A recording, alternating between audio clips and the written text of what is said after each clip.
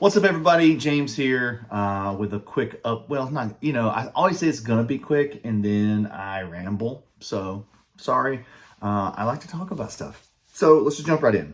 I want to try to cover all of the projects that are current and then a quick industry behind the scenes, just deeper dive into why we localize, how we localize, what that looks like. So, first up, Tidal Blades 2 updates. Playtesting is going great. The playtesters are in the back half of the campaign. So as soon as we can compile all the feedback from playtesting. So, playtesting isn't necessarily just people playing the game. They give us interpretations of the rules because we don't guide them through, right? Like you give people the way that the playtesting should be done, at least in my opinion, is you give people the rule book and the rules, and then they interpret it themselves like you will when you get the game, and they point out any issues or any misunderstandings. What that does for us, because there's something that happens when you're making a game, you speak in a language because you know the thing really intimately that doesn't translate to people who don't know it intimately. And these blind spots that you can't know about really until you put it in front of somebody else and then you aren't involved at all. I feel like that's where you see a lot of games have issues where you can tell people didn't do rule book beta testing, where they literally just hand the rule book to somebody and let them play the game and then give them feedback. Now, and you can't do that with just one you need multiple groups because, everybody learns differently. Everybody interprets things differently. So what you want, right, it's almost like doing science, like trying to prove out a theory. You want multiple playtest groups.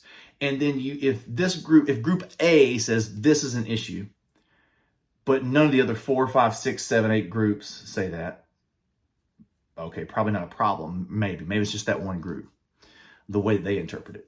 But if 3 of your groups point out something, then you're like, we've got something we need to fix. So it's a lot of extra work. It's a lot of time. It's a lot of bandwidth because, a lot of these playtesters, it's on their schedule and that sort of thing. So, it does take extra effort, but it's really, really important. Like I didn't do that in some of our earlier games. We would literally our playtesting looked different, but it wasn't done to this level. And this level is what really delivers a polished game. So anyway, they're on the back half of the campaign. Things are looking great. It's going like we want. I can't wait for people to be able to go through this campaign. And we're learning a few things, right? Like we've never made a campaign game like this. So this is even new for us. So I should have some new art I can show you. I don't want to show too much art because it's art from the campaign and I don't want there to be spoilers, but I think there are some pieces of art that will be in the next Kickstarter update in about a week for the 1st of October. And then, something else to know is I'm finalizing the last bit of details that I need to get in place for the shipping to go live on the Pledge Manager. So we'll have all of that in hopefully pretty soon. It's probably going to be November. That'll probably be when it kicks in. And then I anticipate closing probably in January, probably either the end of January or sometime in February, maybe February. I want to give everybody as much time as possible to be able to close out and add the things that they want to add, and then also pay for their shipping and their VAT and the taxes and all the stuff that's got to be paid. But we have to time it and I have to turn in my final numbers to manufacturing partners so they can start the print run. So that's a little bit of a dance we do there, but looks like November is when shipping will go live. So you'll be able to come in, drop in your shipping information, pay for your shipping, and that'll be able to close it or add any add-ons. I know some of y'all are waiting to see shipping prices. I don't expect any big hikes. No CMON situation here, right? No, sorry, there's getting a phone call. Let me turn that off. I don't expect anything out of the ordinary. And I'm subsidizing the shipping. as much as I can. And so, like, you know, the shipping is still not cheap because it's a big game. It weighs. I don't know if anybody's went down to their local UPS or FedEx and put something that weighs 14, 15 pounds in a box big enough to hold it, and then wanted to ship it, many states away, but it's not cheap. Let's talk Wonderland's War. Wonderland's War reprint coming October 11th, which is just around the corner, less than 3 weeks. There's a lot of cool stuff that I'm excited, right? Obviously, there's the reprint. So if you haven't been able to get the deluxe edition, you'll be able to get that. There is not going to be offering the standard edition in this. So it's deluxe or nothing. Premium chips are separate. Obviously, you can get those if you want those. I think they're worth every penny. Personally, I got the prices as low as I possibly could with all of the changes. Obviously, it's not the same price as it was on the first campaign. Even the first campaign was kind of underpriced for what we spent to make those games, which I think, people say $80, and they look at the deluxe edition and like, that doesn't make sense. And like, well, it should have been 100. But anyway, short story long is pretty happy with the way everything's turned out. Obviously, there's the expansion. The mini expansion is going to be there. And then we've got a couple other little things. We've got some play mats. The play mats don't have any gameplay usage, but they're like, if you just love Manny's Wonderland's War art and you want to be able to put it on your desk or use it for your TCG games, like, it's going to be the perfect size for that. And also Manny has made, and this is something he and I was working on a long time ago, and it got shelved, and now that everything came back to me, I can make it happen, and I'm excited to make it happen. Manny is making a 52 card, a standard index, I guess that's the technical name for it, 52 card standard index playing deck. So themed in Wonderland's War. And they are gorgeous. Manny blew it out of the park. It's amazing. So that'll be available as an add-on. Just make sure I'm looking at my notes. Yeah, and the big thing just being obviously the pricing. I know everybody's, one of the big things that I was excited to be able to do with this is bring it back so that people could have access to it without having to pay, exorbitant scalping third-party fees. Because it's going for $300+ on eBay with the chips, and so we're going to be way under that. Even with the shipping and VAT, you're going to be way under that. So right now, and something could change. I can get a piece of information that changes because we're still 3 weeks out. But tentatively, the deluxe is going to be $115. The chips will be $50. What is the expansion's $15. The playing cards should be $15. The playmats should be $20. I think that's the main things. Yeah. Oh, the art prints, the 5 art prints, and the narrative book from the first campaign aren't just going to be a part of the deluxe. They're separate now. Those things were really, adding a lot of cost. So we broke those out. And if you want those, they're like $20. So,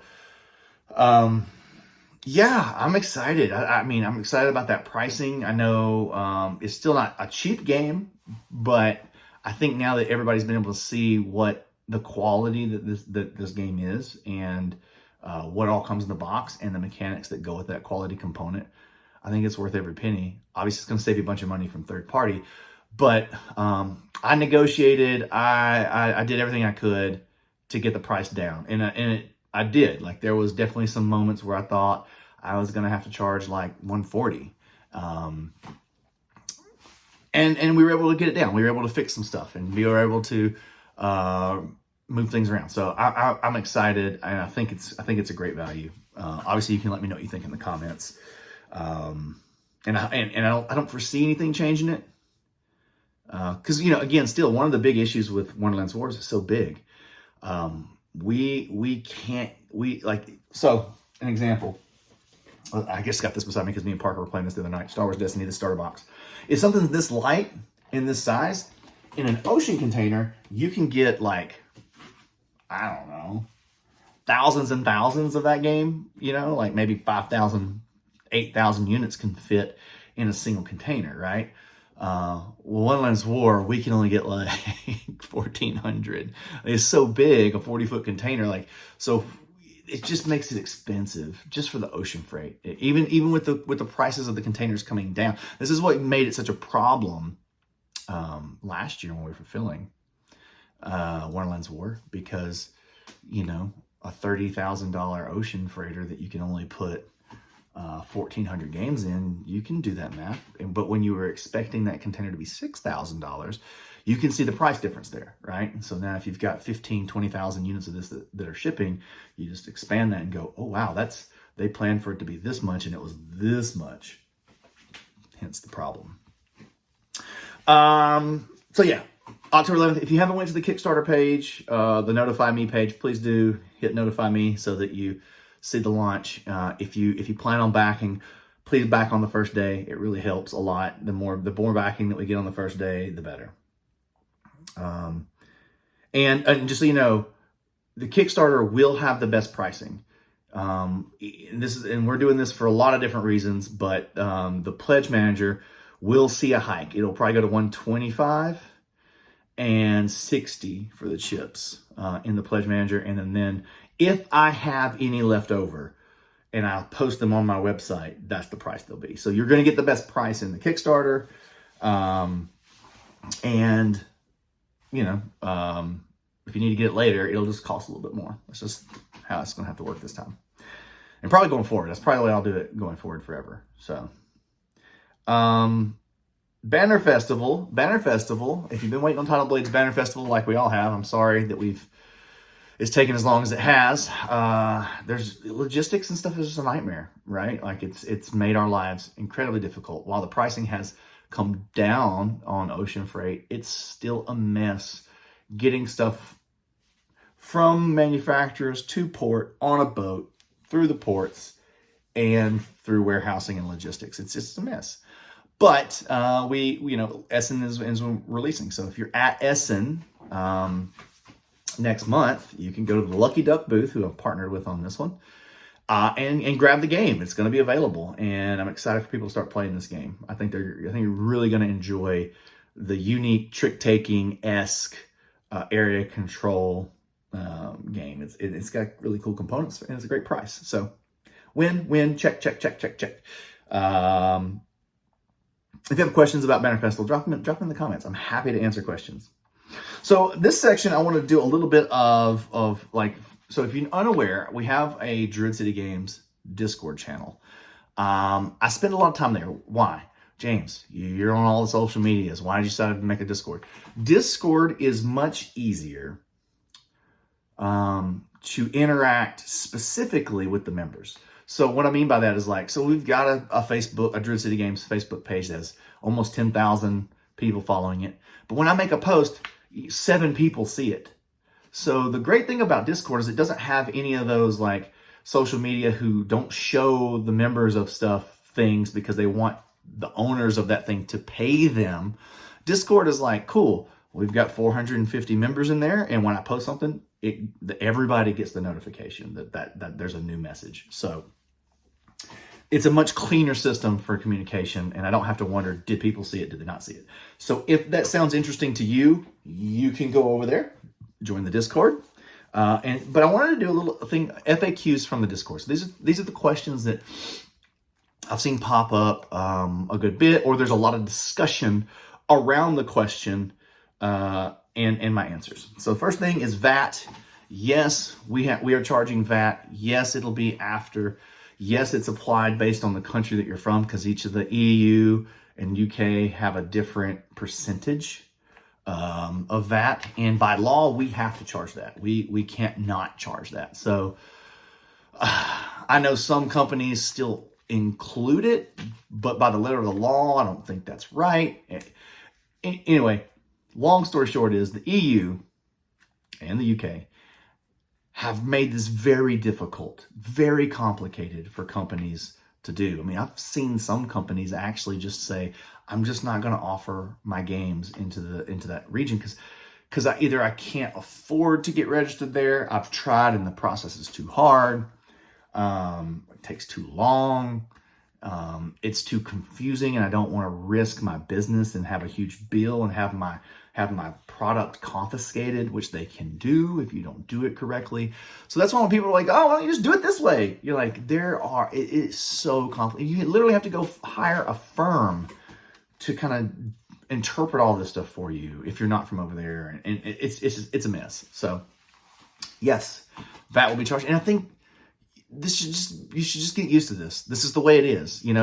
If you don't want VAT to be charged on things that are being imported into your country, unfortunately, you're going to have to take that up with your representatives and try to get the laws changed in your country. I don't know any other way to do it, but we have to follow the laws or they confiscate our product. And then you're going to want a refund, and then I'm going to lose all that money, and I've made the product, paid to ship it there, and then I can't sell it. So it's a mess. We are trying to avoid all that. So companies that I'm talking to, we're all being very conservative, right? We're doing everything by the letter of the law that we, and sometimes we're like, we're just doing this because this is the best way that we can interpret it, right? Because even when you talk to some other people, they're like, well, we interpret it this way. And we're like, well, this other company said they interpreted it that way. So it is a mess. It's a mess. I wish it wasn't. We'd sell a lot more games. Some people were asking about the chip case and how that works in the deluxe edition of Wonderland's War. So the first time around, we included the chip box. I don't have one handy to show you, but the chip box, the magnet-lidded chip box that holds the premium chips. It came in the deluxe edition whether or not you backed the premium chips. Then if you did back the premium chips, they were in a separate box and you could add them in there. We did that because of the way that the box stacks. I didn't want there to be a gap, right? And so I was like, we'll just include it, and if people didn't buy, they can remove the game trays insert, and they can put components in there, and it'll just be fancy. But it ended up being a waste. It ended up being a waste for a lot of people who didn't buy the premium chips, and increased the costs for everybody. So what we've done this time is we've just broken that out. And if you don't want premium chips, you just want the game, then there'll be a cardboard spacer in there so that we solved that problem. But it helped us keep the deluxe game price lower. So when you order premium chips, the box, the game trays insert, and the premium chips will be all one unit. It'll be a thing that's separate, and it will fit inside of your deluxe edition box. If you have the retail edition and you're just coming to the campaign to buy the premium chips, it'll have its own box. It will not fit in the retail box. And right now I don't have any plans to reprint the retail edition. There's a lot of reasons for that. Obviously, I'm on my own now. It's a big financial risk to print retail and then hope that it sells. It's a lot like gambling. And right now I'm just not in a place where I can risk things. So I'm pretty much doing this campaign. There will be I will order some extra of the deluxe and all of the add-ons, and I'll list those on my website. But that's a much different scenario than ordering a retail and hoping and praying to the retail distro wholesale gods that they decide to participate. There's not going to be a retailer pledge in this. Again, it's just all direct to you. So like if people want the game, they want this on this reprint, this is the method I'm using. And I'll have some afterwards. They will be more expensive, but because now I have to pay for warehousing, and I have to pay for, I don't know when those units are going to sell. So I have to cover those margins. It just gets very businessy, and it's very boring, and I don't like any of that part. I just like making cool games and selling them and then making enough money that I can keep making games. So that's the chip update. People are asking a lot of questions about the updated player boards. What updated player boards, James? Mad Hatter and Jabberwocky are getting balancing changes. If you're in the Discord, there's a pinned message. You can actually come on, you can print those PDFs out, and you can test those right now. We're taking feedback on those balancing changes. If it's easier for you, there's a TTS mod that you can go into if you want to play with people and you can't get everybody together physically.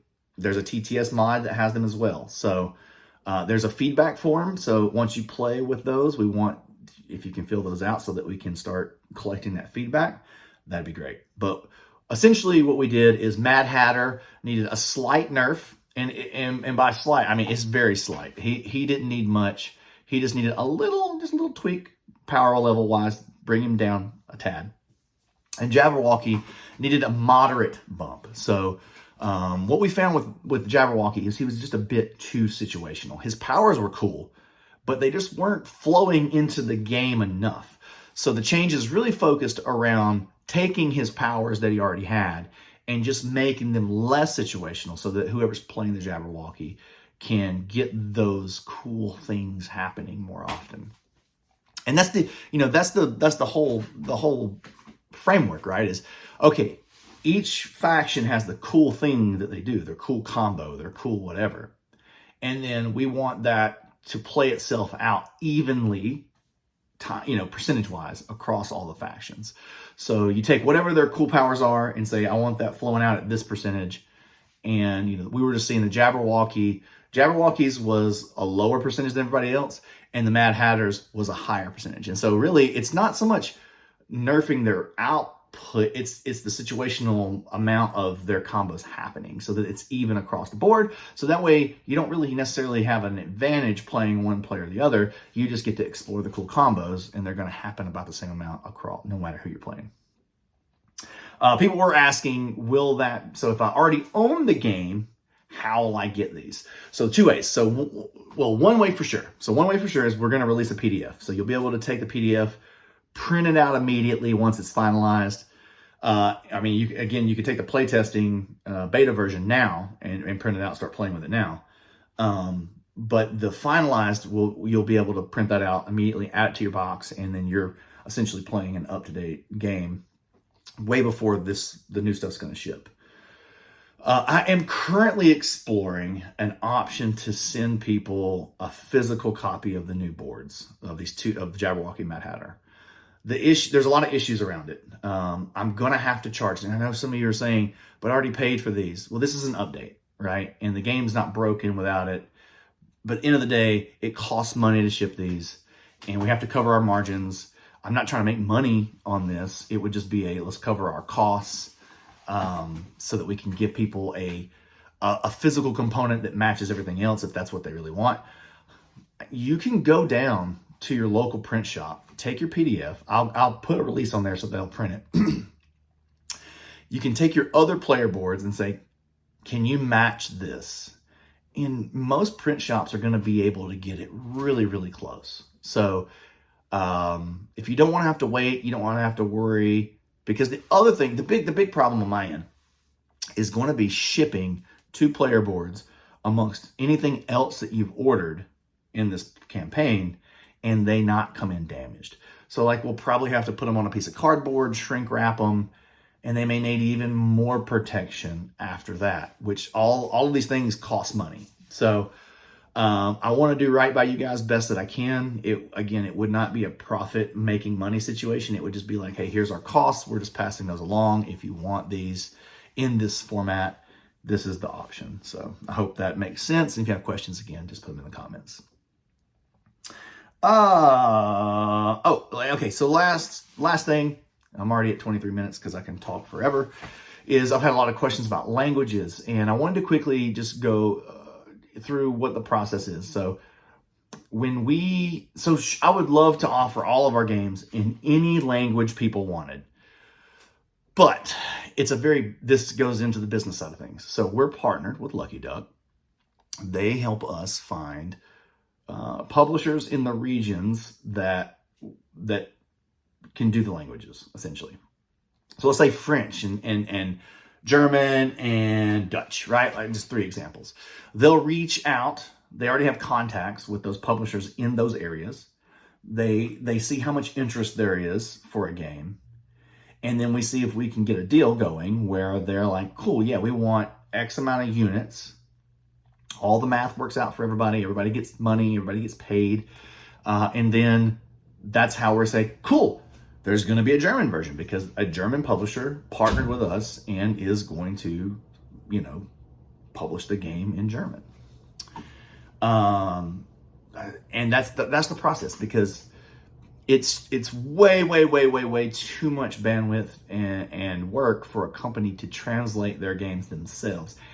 And the other big problem is that if you don't have, and this is an American saying, so boots on the ground, maybe it's a saying everywhere, boots on the ground in those areas, the game has a lot less chance of being successful in that region. So you really do need those partners, those publishing partners in those regions if you want that localized game to be successful there. So that's kind of the process. We reach out to I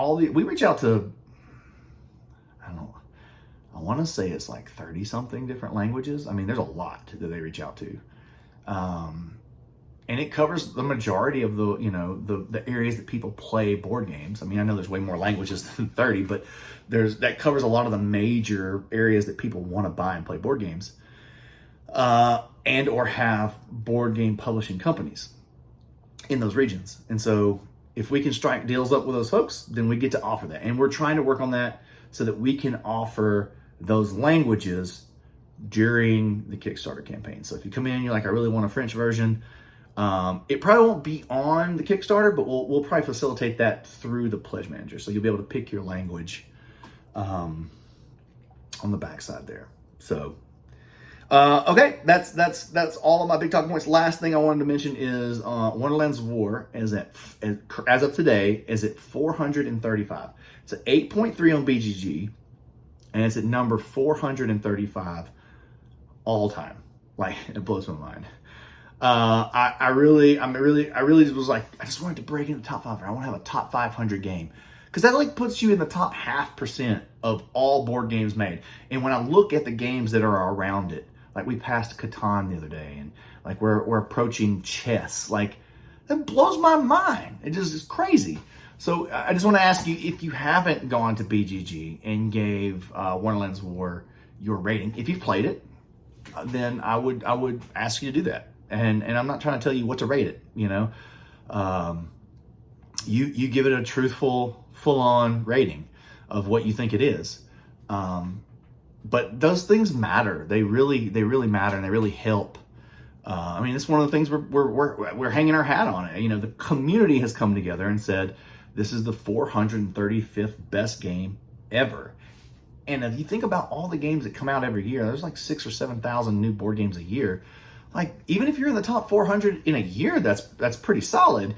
But if you're in that all time, that's crazy. So like, it is honestly and truly like a dream come true for me. Like, to think about, I'm making a game with my team that people enjoy so thoroughly that they rate it this highly. And we've had other games like Tidal Blades 1's 930 something, which is the top 1,000, which is huge. Sorcerer City, which I think is a hugely underrated game for us because people saw real time and they freaked out, but it's like 1,500.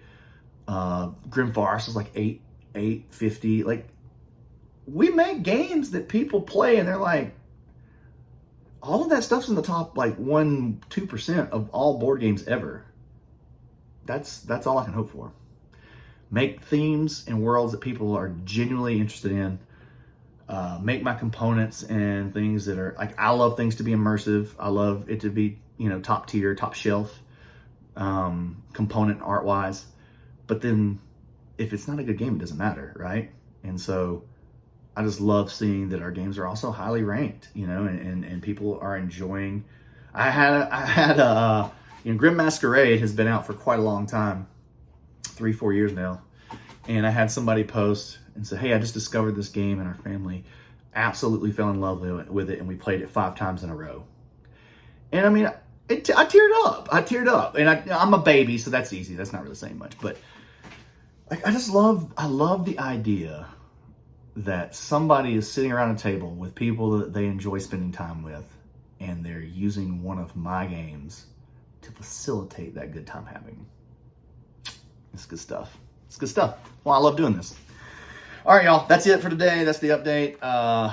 Hopefully this works better than the last one. I'm just doing this on my phone. I've tried all the fancy equipment and webcams and software, and something always is an issue. So I just went back to good old phone recording. So hopefully this is nice and clear and with visuals and sound. All right, y'all. Thank you. These are going to start ramping up again. Got a Kickstarter coming again. So if you have an industry topic you want me to cover, put it in the comments and I will put it on my list. Talk to you soon.